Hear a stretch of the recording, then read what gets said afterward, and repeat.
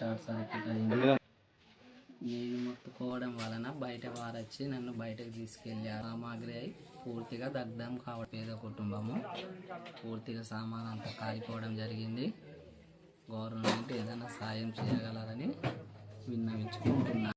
నా పేరు రత్నం జనార్దన్, మాది బట్వాంపల్లి. మా ఇంటి ముంగట వాళ్ళ ఇల్లు ఈరోజు షార్ట్ సర్క్యూట్ వచ్చి కాలిపోవడం, ఆయన మన జాడి శ్రీనివాస్ ఇల్లు కాలిపోవడం జరిగింది.